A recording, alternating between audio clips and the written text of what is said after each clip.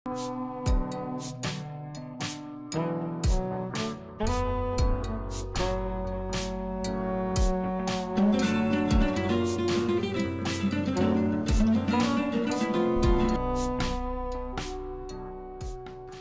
Sir বলেন। আচ্ছা ঠিক আছে স্যার, আমি কিছুক্ষণের ভিতরে আপনার গেস্ট হাউসে পৌঁছে যাচ্ছি। আচ্ছা ওকে।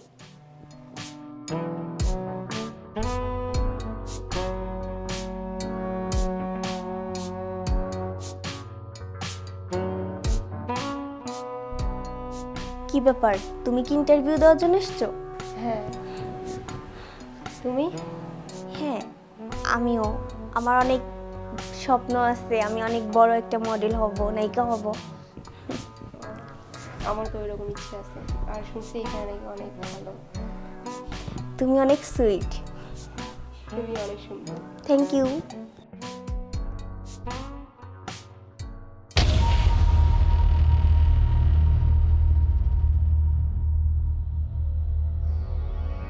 তুমি নূপুর? হ্যাঁ। চলো তোমার সাথে আমার কিছু কথা আছে, তারপর কথা। আচ্ছা আসো।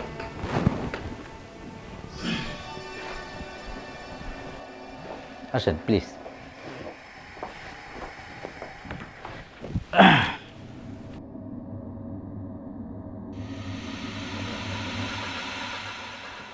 আচ্ছা, আমি যদি বলি আপনাকে এখন যে মিডিয়ার জন্য আপনার কাপড়টা খুলতে, আপনি কি খুলতে পারবেন? অবশ্যই। তো খুলেন তো দেখি।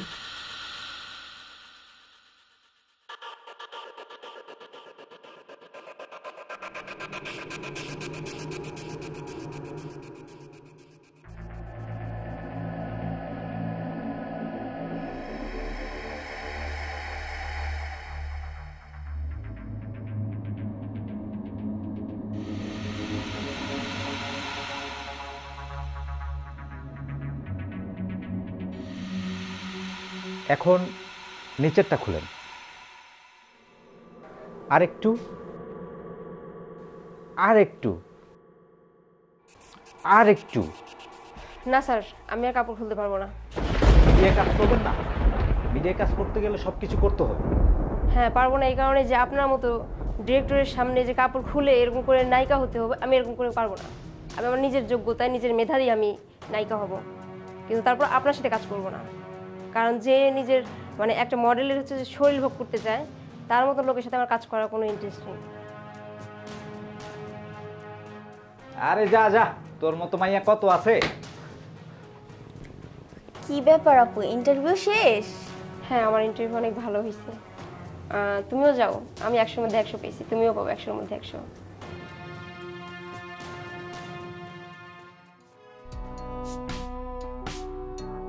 আপনি তো তিশা? জি। চলো তোমার সাথে কিছু পার্সোনাল কথা আছে, তোমার সাথে শেষ করি। আচ্ছা।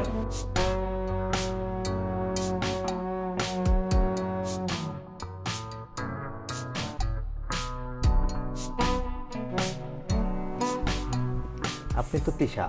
জি। আপনার মিডিয়ায় কাজ করতে অনেক আগ্রহ। জি। আপনাকে দিয়ে হবে, বুঝছেন? আপনি যা, আসলে স্যার আপনার যদি কোনো কিছু প্রয়োজন হয় তাহলে আমাকে বলবেন, ঠিক আছে? অবশ্যই। তোমার মতো মেয়ে তো আমাদের প্রয়োজন, এই ইন্ডাস্ট্রিতে তোমাদের মতো মেয়ে আমাদের প্রয়োজন কাজের জন্য, বুঝছো? আচ্ছা ধরো হিরো হৃদয় খানের সাথে তোমার সিনেমায় সাইন করালাম, তখন কেমন লাগবে? ও মাই গড স্যার, আপনি এসব কি বলতেছেন?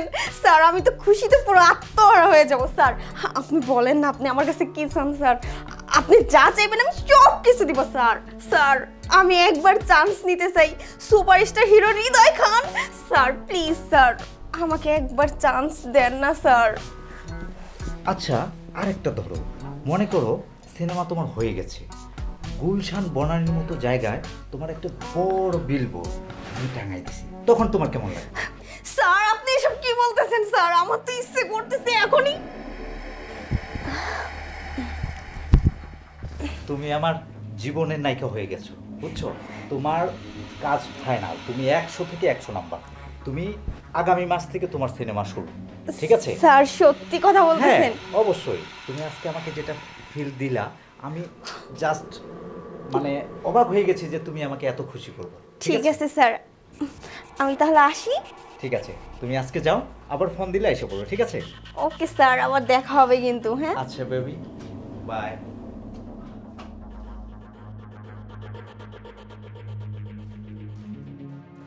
কি ব্যাপার?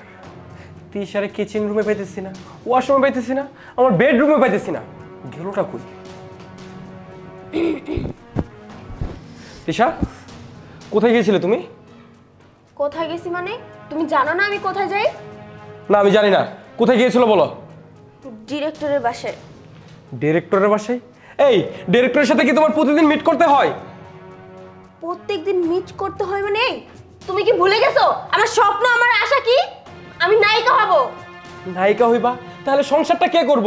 তোমার কি বিয়ে হইছে না? তোমার কি সংসারে একটা কর্তব্য আছে না, দায়িত্ব আছে না? সেগুলো কে পূর্ণ করব? বিয়ে করেছি বলে তোমার সংসার নিয়ে পড়ে থাকবো, তোমার বাড়িতে চাকরানি করব, তাই না? তুমি তো চাওই এটা। শোনো, আমার অনেক স্বপ্ন, অনেক আশা আছে। আমি বড় একজন নায়িকা হব আর লাখ লাখ টাকা ইনকাম করব। তুমি কি দিয়েছো আজ পর্যন্ত আমাকে? দিতে পারছো কোনো কিছু?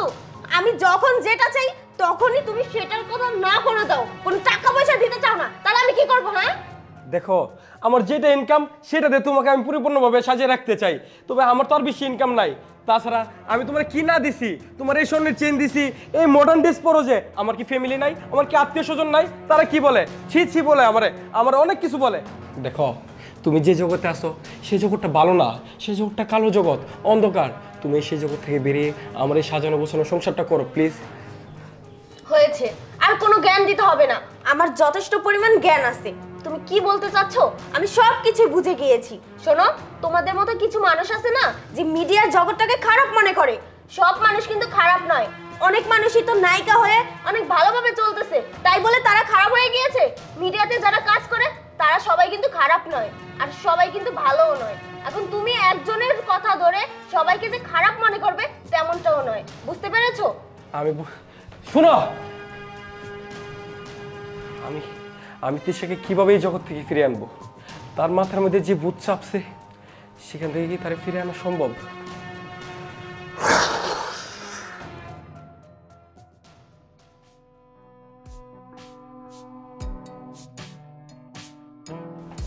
স্যার, আমি আপনার প্রস্তাবে রাজি। আমি জানি তোমাকে ঘুরে ফিরে আমার কাছে আসতেই হবে। আসলে কি জানো তো, মিডিয়াটা একদম গোল, যেখানে যাও ঘুরে ফিরে আমার কাছেই আসতে হবে তোমাকে। সমস্যা নেই, আমি তোমার কাজ করে দিব। তোমাকে নায়িকা বানানোর দায়িত্ব আমার। তুমি যদি সব সত্যি আমার রাজি হও, কোনো সমস্যা নেই। আমি এখন রাজি। সিরিয়াস? সিরিয়াস। সমস্যা নেই, তোমাকে এইবার ভালো একটা হিরো দেখে তোমার সিনেমার আমি সাইন করার ব্যবস্থা করতেছি। ঠিক আছে, তাহলে চলো আমার বেডরুমে। স্যার, কি সারপ্রাইজ! তাড়াতাড়ি বলেন না, আমার তো আর তরস হচ্ছে না। আরে তোমার সাথে হিরো হৃদয়ের যে মুভিটার কথা বলছিলাম ওটা কনফার্ম। স্যার আপনি কি বলতেছেন স্যার? আমি তো বিশ্বাস করতে পারছি না sir. Oh my god! Tisha! সি সি সি সি! এটা দেখার আগে আমার মন হলো না কেন? আমার বেডরুম, আমার ওয়াইফ আর একটা পরপুরুষের সাথে বেড শেয়ার করতেছে। না মানে তুমি ভুল ভাবতেছো, ওরকম কিছু না আর কি। ভুল? কোনটা ভুল? আমার নিজের চোখে দেখাটা ভুল। শোনো, উনি হচ্ছে প্রোডিউসার, মানে আমাকে আসছিল অ্যাক্টিং করে দেখানোর জন্য। এখন তুমি কি ভাবতেছো আমি বুঝতে পারতেছি না। প্লিজ তুমি আমাকে ভুল বুঝো না। আর একটা খুশির খবর আছে জানো, আমি না বড় নায়িকা হতে চলেছি। মানে ওই যে কি জানি হিরোর নাম, হৃদয়। হৃদয় খানের সাথে আমি চান্স পেয়েছি। প্লিজ তুমি না করো না। হৃদয়, এই আপনি কিসের ডাইরেক্টর? আরেকজনের বউয়ের সাথে বেড শেয়ার করতেছেন, আপনার কি একটু প্রেস্টিজে বাজলো না?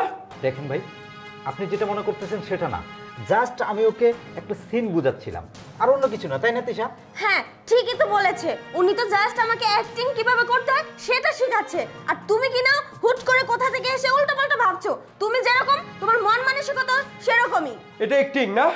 এই শুনেন, আপনি আমার বাসা থেকে বের হন, বের হন বলছি। দাশাটা, তুমি কাকে বলছো বের হয়ে যেতে? তুমি বের হয়ে যাও। শোনো, তোমার জন্য আমি আমার মিডিয়াকে ছাড়তে পারবো না। প্রয়োজনে তোমাকে আমি ডিভোর্স দিব, বুঝতে পেরেছো? কি বলছো তুমি? তুমি একটা পরপুরুষের সাথে মিশা তুমি তোমার স্বামীকে ডিভোর্স দিয়ে দিবা? চুপ করো তুমি, তুমি আমাকে কিচ্ছু দিতে পারোনি। এই লোকটা আমাকে সব কিছু দিয়েছে। কিছুদিন পরে তো হৃদয় খানের সাথে আমার মুভি বের হবে, তখন বড় পর্দায় সবাই আমাকে দেখবে, আমাকে চিনবে, আমার অনেক প্রশংসা করবে।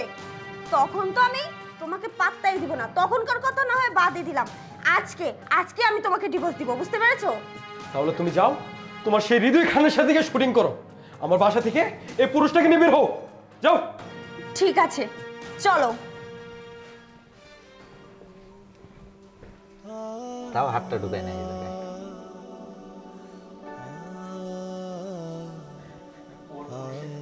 একটা পরপুরুষের হাত ধরে আমার ঘর থেকে আমার স্ত্রী রেখে চলে গেল। আরে আমি কেমন বা পুরুষ যে কিনা নিজের স্ত্রীকে ঘরে রাখতে পারে নাই, যে কিনা নিজের স্ত্রীর সমস্ত চাহিদা পূর্ণ করতে পারে নাই। আজ আমার টাকা নাই বলে আমার নিজের স্ত্রী আমাকে ত্যাগ করে চলে